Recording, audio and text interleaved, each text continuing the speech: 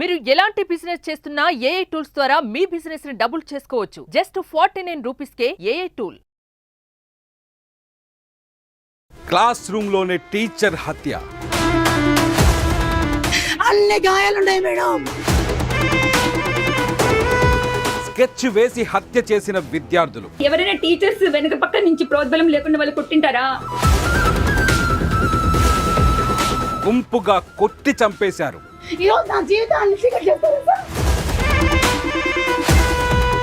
పిల్లల వీళ్ళు హంతకుల. పూర్తి టీచర్లు తర్వాత ఆ పిల్లలు వాళ్ళే పూర్తి బాధ్యత. మీ పిల్లలు ఇలానే ఉన్నారా?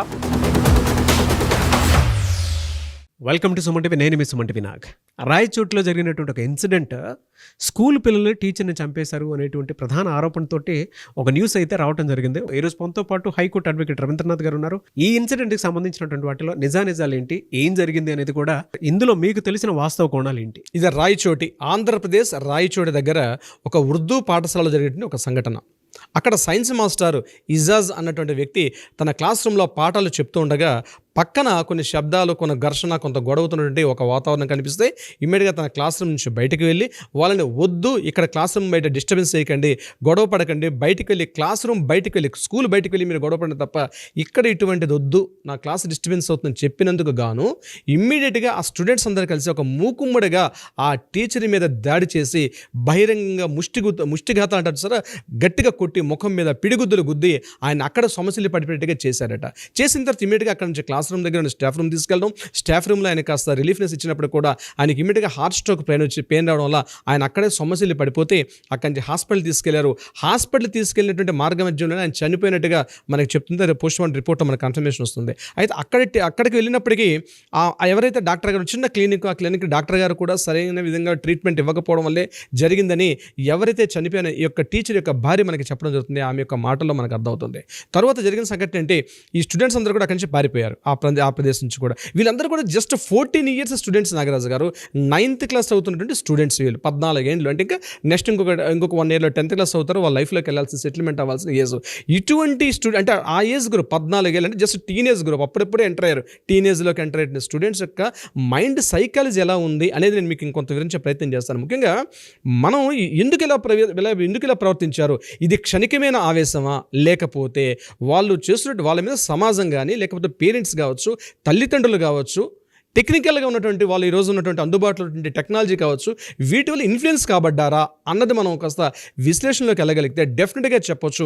టీనేజ్ పిల్లల్లో ఈరోజు టెక్నాలజీ ఎంతగా అభివృద్ధి చెందిందంటే వాళ్ళకి చిన్నప్పటి నుంచి కూడా పాలు తాగే పిల్లల నోట్ల నుంచి మొదలైతే వాళ్ళకి మనం కనిపించేది ఏమిటంటే ముఖ్యంగా వీడియో గేమ్స్లో పక్కవాడిని షూట్ చేయడం, ఎలా కొట్టాలి, ఎలా నరకాలి, ఎలా దుమకాలి, ఇటువంటివి తప్పించి వాళ్ళలో పెరుగుతున్న అప్పుడప్పుడే పసిమొగ్గలుగా ఉన్నటువంటి పిల్లల్లో ఒక సరైన దారిలో పెట్టినటువంటి టెక్నాలజీ లేదు. ఎంతసేపు వాళ్ళకి మనం చెప్పేవి ఏంటంటే వాడిని ఎట్లా షూట్ చేయాలి, వీళ్ళని ఎట్లా కత్తిపడాలి, వాళ్ళని ఎట్లా తలనరకాలి, వీడిని ఎట్లా షూట్ చేయాలి, ఇటువంటి ఒక టెక్నాలజీ తెలియకుండానే ఆ పసి హృదయాల్లో మైండ్ సెట్లో ఉండిపోతుంది. మైండ్ యొక్క సైన్స్ నేను మీకు చెప్తాను నాగరాజు గారు. ఫస్ట్ ఏంటంటే ఈ మనసు అనేది కోతులాంటిది. ఇది ఎలా ఉంటుందంటే దానికి మనం ఎలా ట్రైన్ చేస్తే అది అట్లానే వెళ్తుంది.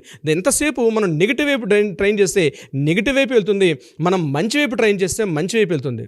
99% ఎక్కువ మంది ఏంటంటే ఏదైనా ఒక సంఘటన తెలియగానే అదొక కోతి లాంటిది, ఇమ్మీడియట్గా దానికి ఎట్లా ట్రైన్ చేయాలి, ఆ ట్రైన్ చేసే విధానం పిల్లలు ఈరోజు అంత టైం స్పెండ్ చేసేది పేరెంట్స్ కూడా లేదు. దానికి ఎట్లా ట్రైన్ చేస్తున్నాం, ఏదైనా సంఘటన జరిగింది ఇమ్మీడియట్గా కొట్టండి, కొడితే రివర్స్ కొట్టాలి, షూట్ చేస్తే ఎదుర్కొంటే మనకి ఏదో అపకారం వస్తుందో షూట్ చేసి పెట్టాలి. అంటే వాళ్ళ పిల్లల్లో చిన్నప్పుడు ఒక చిన్న మైండ్ సెట్లు అంటే వాళ్ళకి సరైన విధమైనటువంటి ఒక విద్యా విధానం లేదు వాళ్ళ దాంట్లో. అంటే చిన్నప్పుడు మన దాంట్లో చిన్నప్పుడు చదువుకునే టైంలో ఒక చందమామ పుస్తకాలు, మహాభారత కథలు, ఒక రామాయణ కథలు చిన్నప్పుడు తిప్పితే వాళ్ళ మైండ్లో ఒక సోషల్, ఒక సమాజం, నా చుట్టూ, నా కుటుంబం, నా బాధ్యత, నా ఊరు అన్నటువంటి ఒక ప్రాధాన్యత పోయి ఎంతసేపు ఎదుటివాడిని ఎలా కొట్టాలి. దీని మీద సినిమాల యొక్క ప్రభావం కూడా తప్పనిసరిగా ఉంది. అవునన్నా కాదనుకున్న నేటి సమాజంలో ఒకప్పుడు సినిమాల్లో తన కుటుంబాని కోసం ఎలా హీరోగా ఉండాలనే విషయం పోయి ఈరోజు సమాజం మీద ఎంతమంది నరికితే లేచి సినిమాలు కత్తి పట్టుకొని ఎంతమంది నరికితే వాడిని హీరోగా చూపించడం, ఆ ప్రభావం పిల్లల మీద డెఫినెట్గా చూపిస్తుందన్న అనడంలో ఎటువంటి సందేహం కూడా లేదు నాగరాజు గారు.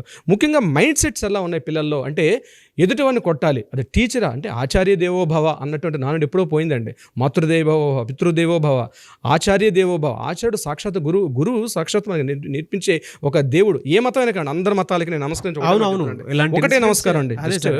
ప్రతి మతానికి అతను ఇప్పుడు జరిగిన సంఘటన ముస్లిమ్స్ల సంఘటన. ముస్లిమ్స్ టీచరు, ముస్లిమ్స్ యొక్క స్టూడెంట్స్, ముస్లిమ్స్ యొక్క ఆ డాక్టర్ కూడా చూసింది ముస్లిమ్సే. నేను చేతులెత్తి ప్రతి మతానికి చెప్తున్నానండి, ఇది మత విశ్వాసాలకు కాదండి. ఏ మతమైనా సౌభ్రాతృత్వాన్ని మాత్రమే నేర్పిస్తుంది తప్పించి ఒకరినొకరిని కొట్టుకోమని ఈ యొక్క మత విద్వాసం జరిగింది. ఇదే కానీ వేరే మతం వాళ్ళు కొడితే ఈరోజు పెద్ద సామాజిక పెద్ద న్యూస్ అయ్యేది. దయచేసి గాలి వార్తల్ని ప్రచారం చేయకుండా ఎవరి మతమైనా ఒక కంటిన్యూటీ నేర్పించాలి పిల్లల్లో.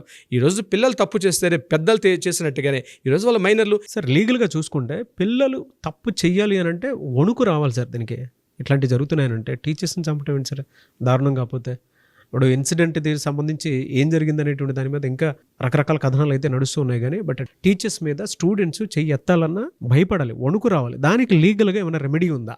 విద్యా వ్యవస్థలో ఉన్నటువంటి కొన్ని సెక్షన్స్, కొన్ని జీవోల కారణంగా టీచర్లు కూడా, నేను టీచర్స్ని దృష్టిలో పెట్టి చెప్తున్నానండి, ఈరోజు ప్రభుత్వ టీచర్లు కావచ్చు, ప్రైవేట్ టీచర్లు కావచ్చు, ఎంతో అద్భుతమైన టీచర్స్ ఉన్నారు.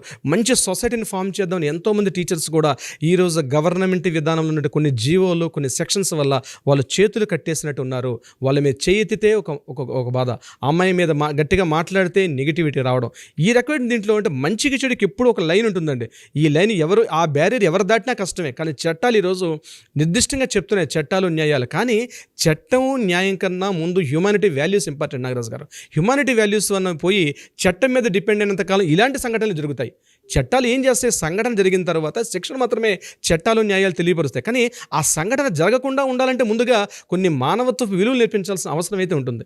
ఈరోజు చట్టాలను వీళ్ళు మైనర్స్ వీళ్ళని తీసుకుపోయి ఎక్కడో ఒక జువెనల్ కోర్టులో వీళ్ళు పట్టుకుంటారు పోలీసులు, ఒక జువెనల్ కోర్టులో పెడతారు వీళ్ళని. ఎందుకంటే జరిగిపోయింది మర్డర్ జరిగిపోయినంత మాత్రాన ఇది కన్నుకు కన్ను చేయికి చేయనటువంటి సిద్ధాంతం కాదు మన యొక్క చట్టసభలు, మన రాజ్యాంగ చట్టాలు, మన రాజ్యాంగ సవరణలన్నీ కూడా. జువెనల్ కోర్టులో తీర్పు కన్ఫర్మ్ అయితే ఎన్ని ఇయర్స్ ఉంటుంది సార్ వీళ్ళకి? మినిమం 14 years శిక్ష అయితే 14 ఏళ్ళ శిక్ష ఉంటుంది. ఈ 14 ఏళ్ళ శిక్షలో కూడా జువెనల్ కోర్టులో వాళ్ళకి ఎంతసేపు సంస్కరించే విధంగా ఉంటాయి. మన యొక్క ప్రధాన ఉద్దేశం ఏంటంటే ఏ యొక్క నేరస్తుడు, అది మైనర్స్ అయినా మేజర్స్ అయినా, కోర్టుల యొక్క ఉద్దేశం ఏంటంటే జరిగిన శిక్షకి ఎదురుగుండా వాడికి మళ్ళీ చంపడం అనేది ఎక్కడో తీవ్రమైనటువంటి విషయాలు తప్పించి ఒక మరణ శిక్ష అనేది. ఏ సెక్షన్స్ అప్లై అవుతాయి సార్ బిఎన్ఎస్ యాక్ట్ ప్రకారం? Indian penal code 121, 121A, 122C ఈ సెక్షన్స్ అన్నీ కూడా మనకు జువెనైల్ యాక్ట్ సంబంధించి ఉంటుంది. ఇది కాకుండా మనకి 2015లో మరొక యాక్ట్ కూడా వచ్చింది నాగరాజు గారు. ముఖ్యంగా child and care protection act అని చెప్పి, జువెనైల్ జస్టిస్ యాక్ట్ అని చెప్పి 2015లో ఒక యాక్ట్ వచ్చింది. దాన్ని మళ్ళీ 2000లో ఫస్ట్ సెక్షన్ వచ్చింది, 2015లో అమెండ్మెంట్ చేశారు, 2020లో అమెండ్మెంట్ చేశారు. దీనిలో ఏంటంటే సెక్షన్ 2/33 అన్న సెక్షన్ దీని ప్రకారం అంటే ముఖ్యంగా ఈ తీవ్రమైనటువంటి నేరారోపణలు, ముఖ్యంగా హత్యకు ప్రేరేపించడం, హత్య చేయడం అన్నటువంటి సెక్షన్స్ కింద అయితే 2/33 కిందకు వస్తుంది. దీంట్లో అయితే అప్ టు 7 years వరకు కూడా ఇంప్రిజ్మెంట్ ఉండే అవకాశం ఉంటుంది. ఇది ఈ జువెనల్ జస్టిస్ సంబంధించి పిల్లల యొక్క అంటే బిలో టీనేజ్ కూడా వాళ్ళకి, అంటే బిలో 18 years సంబంధించిన పిల్లలకి ఉన్న యాక్ట్స్లో. వీళ్ళతో పాటు పేరెంట్స్కి కూడా ఏమన్నా కలిపి ఉండేటువంటి యాక్ట్స్ ఏమైనా ఉన్నాయి సార్? అసలు ఉండాలనే కోరుకుంటున్నాం అండి. ఇప్పటివరకు అయితే పేరెంట్స్ సంబంధించేటువంటి యొక్క సెక్షన్స్ లేవండి. పిల్లలకు సంబంధించిన విషయంలో పేరెంట్స్కి శిక్షించడం అనేది లేదు. కానీ రావాలని అయితే చాలా ప్రపోజల్స్ అయితే ఉన్నాయి. సుప్రీంకోర్టు దీని మీద సుమారుగా 6-7 సంవత్సరాల నుంచి కూడా చాలా పెండింగ్ ఉన్న ఫైల్స్ ఉన్నాయి. ఇప్పటివరకు అయితే అమెండ్మెంట్స్ అయితే మనకి రాలేదు. పేరెంట్స్ కూడా విధి విధాలుగా ఖచ్చితంగా శిక్షించాలి అని చెప్పే విషయం మీద కూడా చూద్దామండి. అంటే ఎటువంటి ఇన్సిడెంట్స్ జరిగినప్పుడు కొంత కఠినత్వంగా ఉంటేనే చాలా మంచిదని నా ఒపీనియన్. పిల్లలు టీచర్స్ మీదకి చెయ్యి ఎత్తటాలు, వాళ్ళకి నచ్చింది చేయటాలు అది కరెక్ట్ కాదు. ఈ ఇన్సిడెంట్కి సంబంధించింది అయితే పర్టికులర్గా మనం మాట్లాడుకోవాలి అని అంటే కొంతమంది మాట్లాడుతూ ఉంటారు, మరి టీచర్స్ కూడా అలానే బిహేవ్ చేస్తారు. అది సెకండ్ థింగ్, అది సెకండరీ. బట్ పిల్లలు మాత్రం ఏదైనా నేర్చుకోవాలి అనుకునేటప్పుడు చిన్నపిల్లలుగా ఉన్నప్పుడే అటువంటి క్రూరమైనటువంటి బిహేవియర్ ఉండటం అంటే క్షమించరాని పాపం, నేరం కూడాను. ఏదేమైనా సరే ఇటువంటి విషయాల్లో పేరెంట్స్కి కూడా శిక్ష పడాలని మాత్రం కోరుకునేటువంటి వాటిల్లో ఏమాత్రం డౌట్ లేదు సార్. ఎందుకంటే జాగ్రత్త వహించాలి పేరెంట్సే, వాళ్ళకు కూడా భయం ఉండాలని మాత్రం కోరుకుంటాను నేను, బీయింగ్ అ పేరెంట్. డబ్బులు ఇస్తున్నాం కదా, ఫీజులు చెల్లిస్తున్నాం కదా అని చెప్పి టీచర్స్ మీద ఒత్తిడి కలిగించడం కూడా కరెక్ట్ కాదు.